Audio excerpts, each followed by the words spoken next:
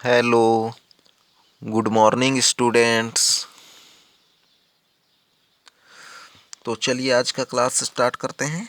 तो पिछले क्लास में हम लोगों ने प्रश्नावली 8.2 का क्वेश्चन नंबर 1 तक पढ़ लिए थे। तो चलिए आज आगे पढ़ते हैं क्वेश्चन नंबर 2। तो क्वेश्चन नंबर 2 है गुणन खंडन कीजिए। तो गुणन खंडन करना है, जिसमें पहला क्वेश्चन है हम लोग का 4ax प्लस 6a²। तो इसको हम लोग को गुणन खंडन करना है।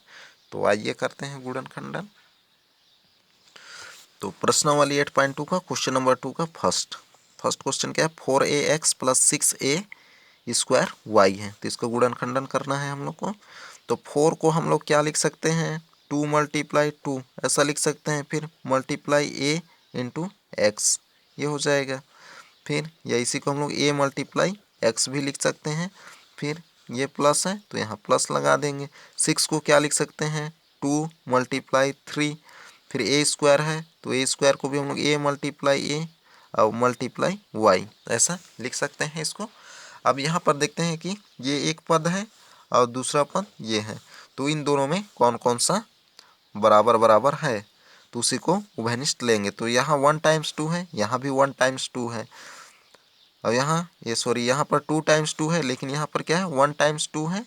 तो दोनों में एक ही बार 2 मिल रहा है, तो एक 2 कॉमन हो जाएगा। तो ये 2 कॉमन हो गया।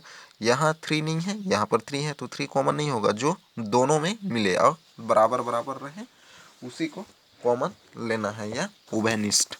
तो 2 होगा। और उसके बाद देखते हैं अब 4। यहाँ एक बार ए है, यहाँ कितने बार है, 2 बार है, यानी कि 2 टाइम्स है, यहाँ 1 टाइम्स है। तो 1 टाइम्स को लेंगे तो क्या होगा ए, तो ये हो जाएगा। फिर यहाँ x है और यहाँ पर x नहीं है, और यहाँ y है तो यहाँ पर y नहीं है। तो कॉमन क्या हो गया 2a। अब ये हो गया, और जो जो बचेगा उसको कहाँ लिखेंगे, ब्रैकेट के अंदर। तो एक 2 बाहर आ गया है तो एक 2 बचा है, तो एक 2 को यहाँ पर लिख दिया ऐसा। फिर यहाँ से a बाहर आया तो a नहीं रहेगा, और क्या बचा x, तो उसको क्या लिख देंगे यहाँ पर x, ये हो जाएगा। फिर ये प्लस है तो प्लस, यहाँ से 2 बाहर आया है तो यहाँ 2 नहीं बचेगा, क्या बचेगा 3। और एक ए बाहर आया है तो कितना ए बचेगा, एक ए बचेगा। तो उस एक ए यानी कि 1a को यहाँ पर लिख दे, और यहाँ पर y, तो ये हो जाएगा आंसर। तो इस तरीके से बनाना है तो बन जाएगा। तो ये हो जाएगा आंसर। तो आइए अब देखते हैं और एक क्वेश्चन। अगला क्वेश्चन है क्वेश्चन नंबर बी। तो क्वेश्चन नंबर बी है a के पावर 5 है, फिर y प्लस ab³ है। तो यहाँ से भी हम लोग को गुणनखंड करना है। तो जब कॉमन लेते हैं चारों में तो सबसे कम पावर वाले को लेते हैं। तो आइए यहाँ पर देखते हैं।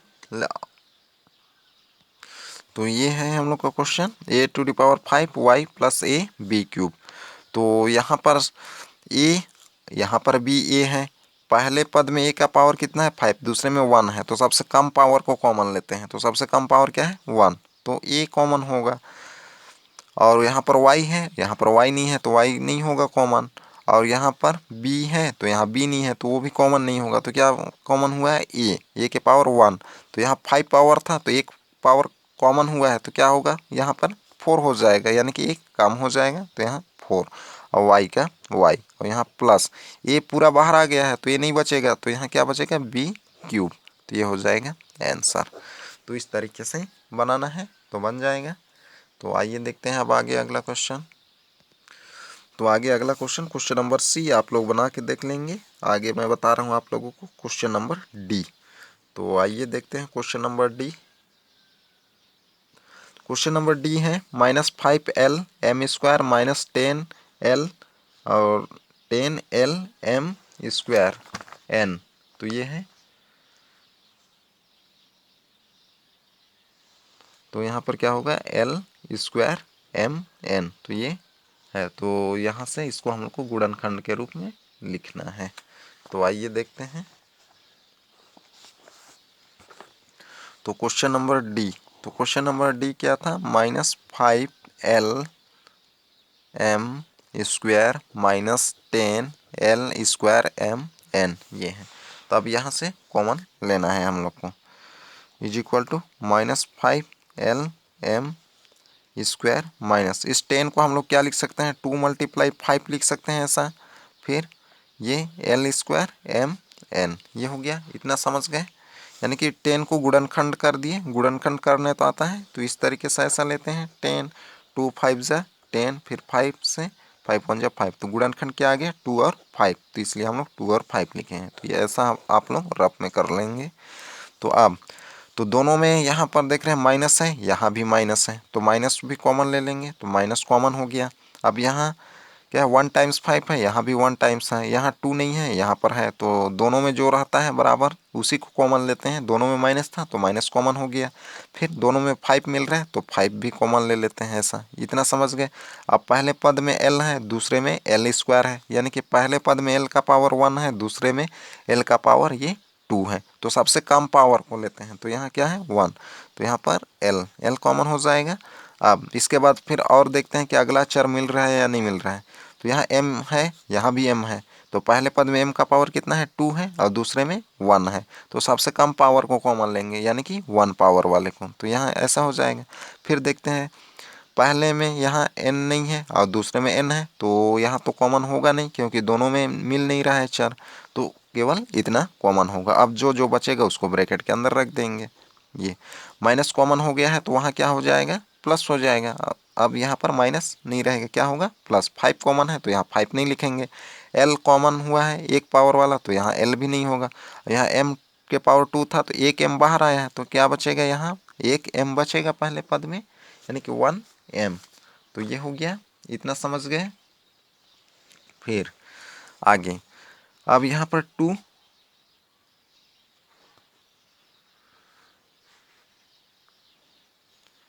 बचेगा क्योंकि 5 कॉमन हुआ है, तो यहाँ माइनस कॉमन था तो यहाँ क्या हो जाएगा प्लस, और ये 2, और यहाँ l का पावर 2 था तो एक पावर कम हो जाएगा क्योंकि एक बाहर चल गया, यहाँ 2 टाइम्स l था तो 1 l बाहर हुआ है, तो क्या होगा l बचेगा, और यहाँ m का पावर 1 ही था तो m पूरा बाहर हो गया है, और n कॉमन नहीं है यहाँ पर, तो क्या होगा n, तो ये हो जाएगा आंसर। तो इस तरीके से बनाना है तो बन जाएगा। तो आइए अब देखते हैं आगे अगला क्वेश्चन। तो आगे है क्वेश्चन नंबर ई। तो क्वेश्चन नंबर ई आप लोग बना के देख लेंगे। तो आगे देखते हैं हम लोग क्वेश्चन नंबर 3, समूहीकरण विधि से गुणनखंडन कीजिए। तो समूहीकरण अर्थात समूह बनाना है हम लोग को, उसके बाद में गुणनखंडन करना है। तो पहला क्वेश्चन है ए number 2x² y + 6x² y + 4x + 12। तो इसका हम लोग को समूह बनाकर गुणनखंडन करना है। तो गुणनखंडन करते हैं तो क्या करते हैं ब्रैकेट में लाते हैं और दोनों ब्रैकेट आपस में मल्टीप्लाई रहें, तो यहाँ से हम लोग समूह बनाकर करेंगे। तो आइए हल करते हैं प्रश्न नंबर 3। तो हल नंबर 3 का ए नंबर, तो 3 का ए नंबर क्या था 2x² y + 6x² y + 4x + 12y। तो ये था। तो यहाँ से समूह बनाकर हम लोग को गुणनखंडन करना है। तो एक समूह यहाँ से बनाएंगे इन दो पदों से और एक समूह इन दो पदों से बनाएंगे।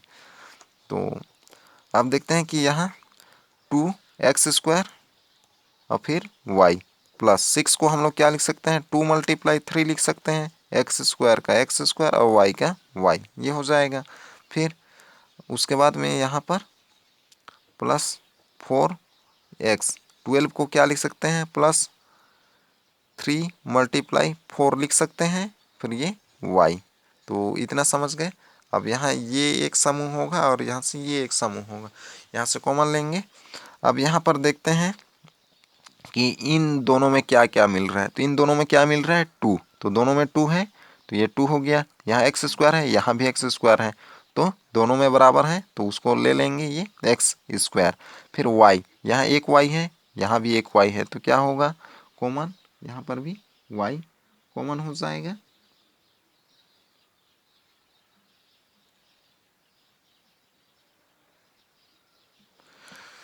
तो यहाँ पर समूह इसका बना रहे हैं, ये यहाँ पर स्क्वायर है इसमें ये है, तो क्वेश्चन क्या था, 2x² plus 6xy² plus 4x plus 12y, तो ये था। तो यहाँ से ये कॉमन हो गया y, यहाँ पर स्क्वायर है, इसमें नहीं है ये, तो यहाँ नहीं है। तो ये था, यहाँ से एक समूह और यहाँ से एक समूह, तो 2x² प्लस 6 को क्या लिखे हैं, 2 × 3xy² है। तो यहाँ पर क्या था, 2x² plus 6x² plus 4x plus 12y। तो यहाँ इन दोनों के एक पद और यहाँ से इन दोनों के एक पद से समूह बनाकर हम लोग कॉमन लेंगे। तो यहाँ पर पहला जो पद क्या है, 2x² का 2x² प्लस 6xy²। तो 6 को हम लोग क्या लिख सकते हैं, 2 × 3xy², ऐसा लिख सकते हैं, यानी कि 6 को हम लोग 2 × 3। और उसी तरीके से यहाँ से इसको हम लोग 4x का 4x और ये 3y, ये सॉरी 12 को हम लोग क्या लिख दिए, 3 × 4y, तो ये लिख दिए। तो ये समझ गए। तो अब यहाँ से कॉमन ले लेते हैं, तो यहाँ से दोनों में 2 मिल रहे हैं, तो 2 कॉमन, यहाँ x² है, यहाँ x है, तो सबसे कम पावर वाला कॉमन होता है, तो क्या हो जाएगा, x कॉमन हो गया ये, और यहाँ y है और यहाँ पर y² है, तो सबसे कम पावर क्या है, y के पावर 1 है, तो ये कॉमन हो जाएगा, यानी कि 2xy, तो ये कॉमन हो गया। तो यहाँ क्या बचेगा, 2 तो पूरा बाहर आ गया है, तो 2 नहीं बचेगा, और यहाँ से एक x बाहर आया है, तो क्या बचेगा, केवल x बचेगा। 2 बार था यानी कि 2 टाइम्स था, तो 1 बाहर आया है, तो 1 बचेगा, यानी कि 1x, और यहाँ पर y भी बाहर है, तो y भी नहीं बचेगा, तो यहाँ पर केवल क्या बचेगा, x, फिर प्लस, और यहाँ से 2 बाहर आया है ये, तो 2 नहीं रहेगा, 3 नहीं आया है, तो 3 रहेगा यहाँ पर। अब x पूरा बाहर आया है, 1 था, तो 1 ही बाहर आया, तो नहीं बचेगा, और यहाँ से y 2 टाइम्स था, तो 1y बाहर आ गया, तो यहाँ क्या बचेगा, 1y, यानी कि x प्लस 3y, ये हो गया, इतना समझ गए। फिर प्लस ब्रैकेट बंद, फिर ये वाला प्लस लगा देना है। अब यहाँ से देख रहे हैं कि 4, दोनों में 4 है, तो 4 कॉमन हो जाएगा, तो 4 कॉमन ले लिए। अब x यहाँ पहले में है, दूसरे में नहीं है, तो क्या लेंगे, x कॉमन नहीं होगा और y भी कॉमन नहीं होगा, तो क्या आएगा, केवल 4 कॉमन होगा। तो 4 कॉमन हो जाएगा, तो क्या बच जाएगा, यहाँ पर x, यहाँ x बचेगा, और यहाँ पर ये 4 बाहर आया, तो 3 बचेगा, प्लस 3 और y का y, ये हो गया, इतना समझ गए। अब ब्रैकेट वाले को कॉमन लेंगे, तो इस ब्रैकेट वाले को, तो x प्लस 3y, ये हो गया। तो यहाँ क्या बचा, 2xy, उसको दूसरे ब्रैकेट में 2xy, ये हो गया, यहाँ पर प्लस 4, तो ये हो जाएगा आंसर। तो इस तरीके से बनाना है, बन जाएगा समूहीकरण करके। तो आइए आप देखते हैं आगे अगला क्वेश्चन। अगला क्वेश्चन है question number 2, 5m² n minus 10m n² plus 12m minus 24n है। तो यहाँ से भी हम लोग को समूह बनाकर कॉमन लेना है। तो यहाँ से इन दोनों के एक समूह, वहाँ से इसका एक समूह बना लेंगे, फिर कॉमन ले लेना है। तो आइए देखते हैं, इसको भी एक क्वेश्चन देख लेते हैं।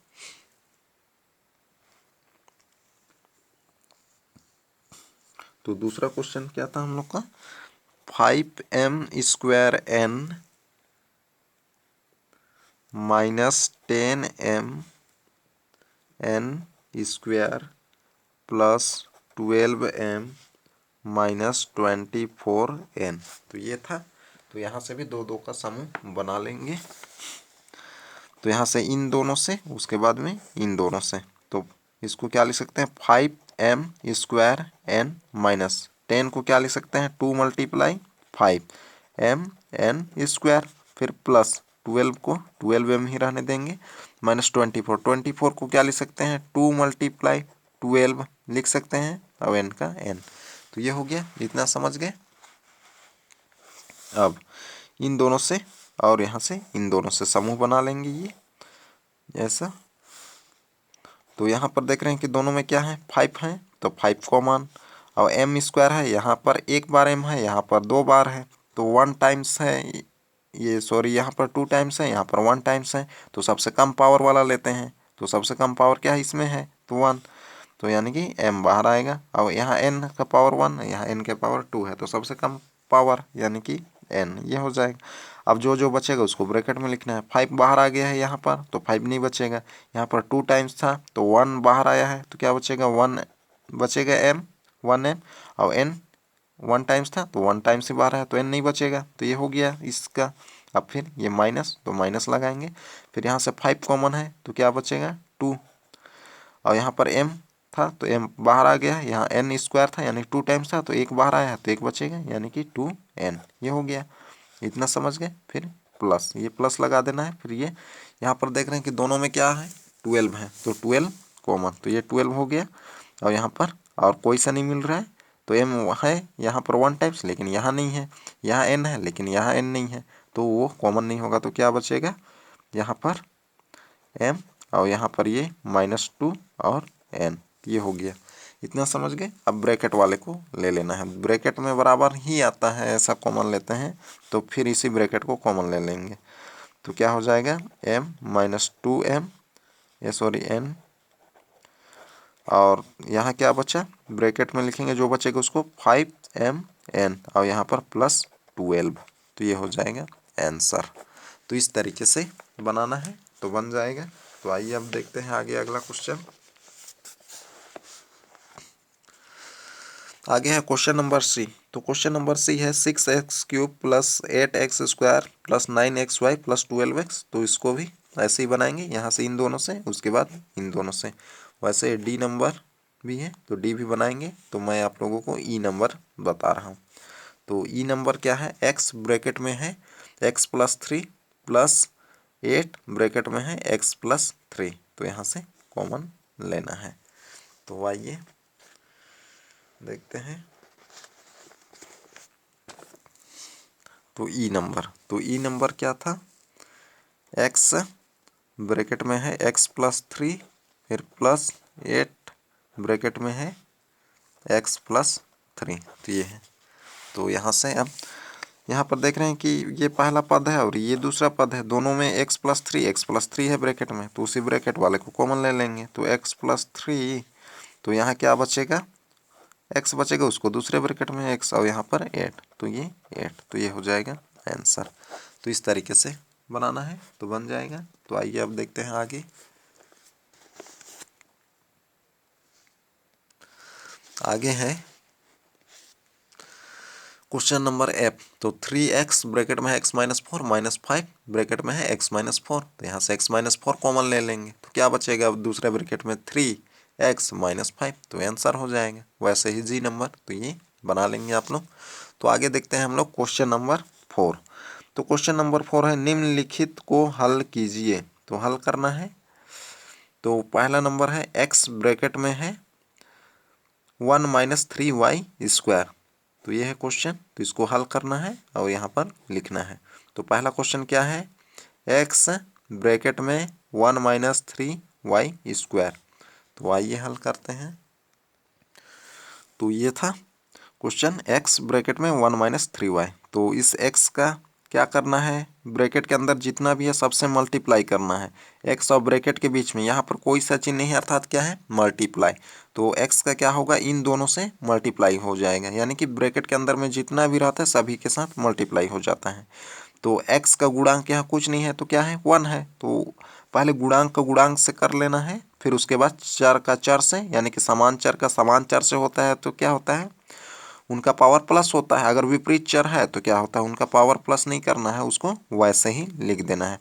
तो x का गुणांक क्या है, यहाँ पर 1 है, तो यहाँ पर 1 है तो 1 का मल्टीप्लाई 1 से तो क्या आएगा, 1 आएगा। और x है तो यहाँ पर x आ जाएगा। इतना हो गया। फिर यहाँ पर x का गुणांक क्या है, 1 है, तो यहाँ क्या है, y² का गुणांक 3 है, तो 1 का 3 से करेंगे तो क्या आएगा, 3 आएगा। और यहाँ प्लस है और यहाँ पर क्या है, माइनस है। x के पहले क्या है, प्लस है, कुछ नहीं है अर्थात प्लस है। प्लस का मल्टीप्लाई माइनस है तो क्या होता है, माइनस।